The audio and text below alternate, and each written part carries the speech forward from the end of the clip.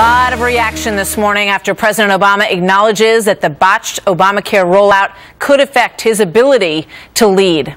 Watch this. In terms of how I intend to approach it, I'm just going to keep on working as hard as I can around the priorities that the American people care about. And I think it's legitimate for them to expect me to have to win back some credibility on this health care law in particular, and on a whole range of these issues in general. And, you know, that's on me. I mean, we fumbled the rollout on this health care law. Wow. Minnesota Republican Congresswoman Michele Bachmann joins me now. Good morning, Congresswoman. Good to have you with us this morning. What a news conference that was yesterday. All kinds of emotions in it from the president, concessions from the president. What was your personal reaction when you watched it?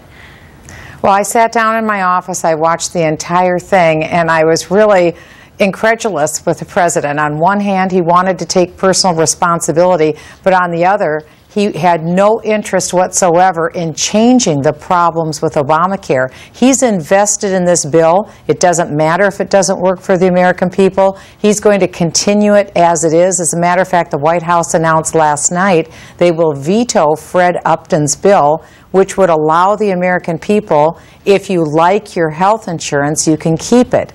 So the fix that the president offered was a political fix for himself, for the Democrat Party. But the bottom line is they're in even bigger trouble because the American people will think they get to keep their health insurance, but the fact is, from the press conference, they won't be able to keep their health insurance. The only thing that will happen is that insurance companies will write a very confusing letter to their formerly canceled policyholders, and nothing's going to change. People aren't going to get their health insurance policies back. That's why the president has such a credibility problem, and this will only make it worse for the president. It was interesting because I was covering for our affiliates the president's news conference yesterday, and we thought it was coming at 11:35, and it was, at least 45 minutes late. And all I could think was, what are they talking about in there? What are they hammering out about this statement that they are not ready to go yet? And we may or may not find out the answer to that question eventually. But really what the president said, in my mind, and the way I listened to it, was we're going to allow insurance companies, if they want to reinstate what they've called the substandard plan, they can do that for a year. It doesn't force them to do that. It doesn't, unwind any of this program. It just says if you want to, you can. I mean, that's not very powerful.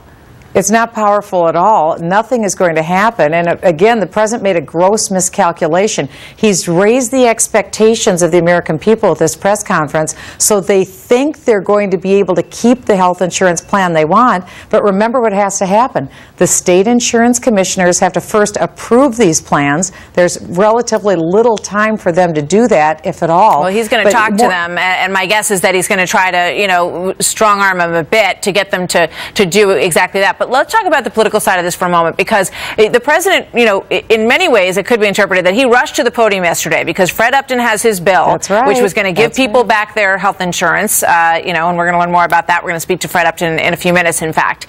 So he went to the podium and said, no, Democrats have a fix for you that's better than the Republican fix. Stay with me here, everybody. Trust me on this one. Do not defect, because he's speaking really to his own Democrats. So how many Democrats do you think are going to vote for Fred Upton's bill today? Well, it's panic mode, and it's anybody's guess, because I think if Democrats are really listening to what the president said yesterday, they know that the American people are going to be just as bad off today as they were before the press conference. In other words, they won't be able to get their health insurance policy back. But on the other hand, they know if they vote for Fred Upton's bill, at least they can go home and say, I tried, I voted. They're in a real quandary right now because the head of their party, President Obama, wants them to stick with him. That's a bad bet in my mind for Democrats. If they vote for Fred Upton's bill, at least they can say that they tried. But at the end of the day, that's not going to help the American people. The 5 million expected to go up to 15 million who lose their health insurance and won't be getting it back, because once a retailer pulls a product off a shelf, they don't put it back. Yeah. I wonder what you think about this before I let you go.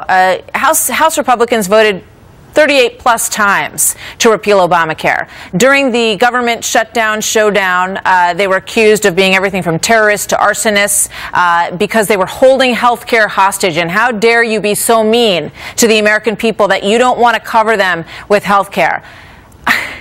You know, how do you feel about that at this point? That's all vaporized as we knew that it would, because again, the American people expect competence. They expect their lives will be better, not worse.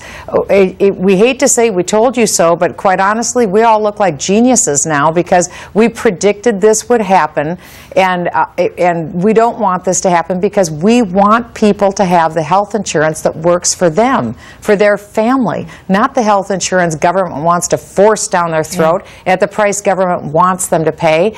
Ultimately, I have great hope. I really do believe we'll see a very positive, new, innovative private health insurance market come up to fruition that's going to help all Americans. Well, I'm really excited about the future. You have the burden on you to really make that clear to Americans what their alternatives are, because people are so confused. I got to leave it there. Congresswoman, thank you very much for being here today. Always a pleasure. Good to talk to you. Thank you.